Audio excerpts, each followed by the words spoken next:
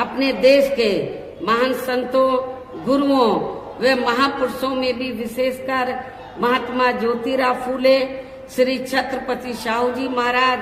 श्री नारायण गुरु, बाबा साहब डॉक्टर भीमराव अंबेडकर एवं मान्यवर श्री कांशीराम जी, चौधरी चरण सिंह जी का भी सपना अधूरा रहा सपना जरूर साकार हो सकता है, जिनको यूपी में हमारी पार्टी की रही सरकार द्वारा हर स्तर पर पूरा पूरा आदर सम्मान दिया गया है। और आप लोगों को मैं भी यहाँ ये भी बताना चाहती हूँ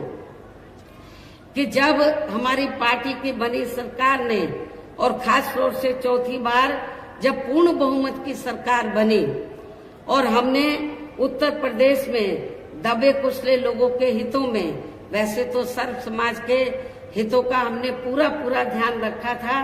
लेकिन दबे कुचले लोगों के हितों में जब हमने कुछ जरूरी व ठोस कदम उठाए तो ये विरोधी पार्टियों को अच्छा नहीं लगा।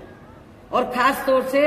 जब हमने अपने संतों, गुरुओं और महापुरुषों को विभिन्न रूपों में आदर सम्मान दिया, उनके नाम से स्मारक बनाए, उनकी प्रतिमाएं लगाई, संग्रहालय बनाए, ये सब अच्छा नहीं लगा। और नतीजा क्या हुआ, तो तब फिर चाहे कांग्रेस हो, बीजेपी हो, सभी पार्टियों को ये लगा कहीं ऐसा ना हो अभी तो बीएसपी देश के सबसे बड़े प्रदेश उत्तर प्रदेश में सत्ता पर काबिज हुई है, कहीं केंद्र की सत्ता में बीएसपी काबिज ना हो जाए। बीएसपी अभी तो यूपी में काबिज हुई है, कहीं वो केंद्र की सत्ता में ना काबिज हो जाए। तो बीएसपी को रोकने के लिए आप लोगों को मालूम है तब फिर सभी विरोधी पार्टियों ने अंदर अंदर मिलकर तो बीएसपी का जो बेस वोट है दलित वोट, तो उसको बांटने के लिए, उसको कमजोर करने के लिए, बीएसपी को कमजोर करने के लिए तब फिर सभी विरोधी पार्टियों ने दलितों में, आदिवासियों में, पिछड़ों में जो स्वार्थी किस्म के लोग हैं, जो बिकाऊ किस्म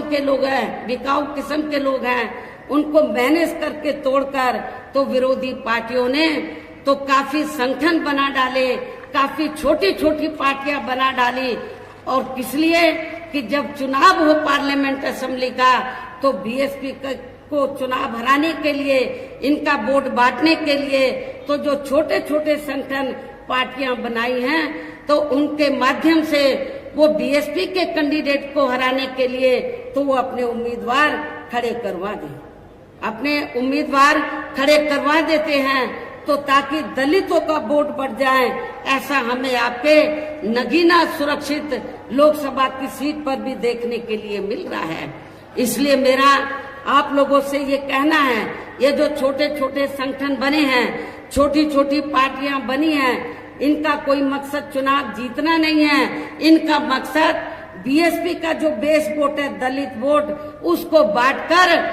तो बीएसपी के कैंडिडेट को हराना है और दूसरी पार्टियों को जिताना, ये इनका केवल मकसद है। इसलिए मेरा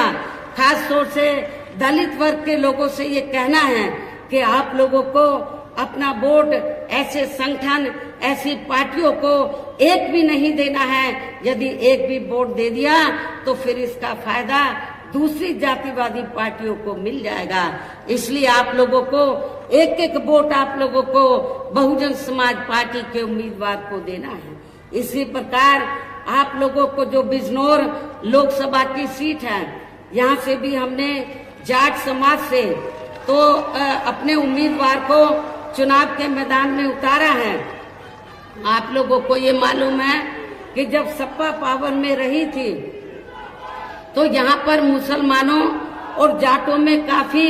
नफरत पैदा की गई, दंगे कराए गए, मुजफ्फरनगर में कराए गए। लेकिन मेरी सरकार में जाटों और मुसलमानों में कोई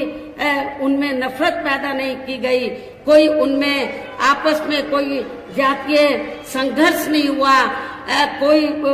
कोई भी तनाव पैदा नहीं हुआ। ये सब आप लोगों को मालूम है। और इसी मानसिकता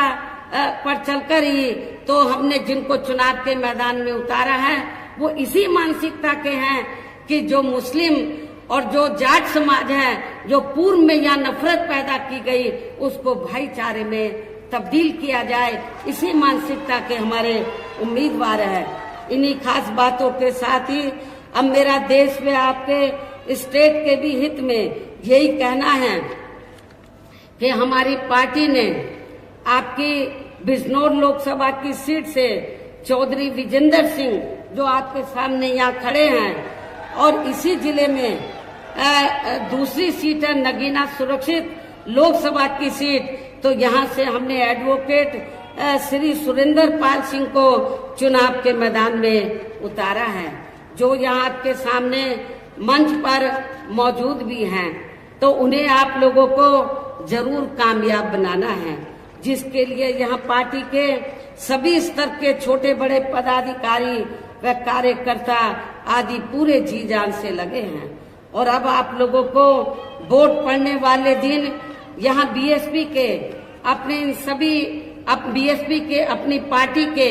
इन सभी उम्मीदवारों को बीएसपी का जो चुनाव चिन्ह हाथी है, हाथी चुनाव चिन्ह के सामने वाले बटन को दबाकर आप लोगों को बीएसपी के इन दोनों प्रत्याशियों को रिकॉर्ड तोड़ वोटों के अंतर से जरूर जिताना है। इस पुरजोर अपील के साथ ही अब मैं अपनी बात यही समाप्त करती हूँ। जय भीम, जय भारत।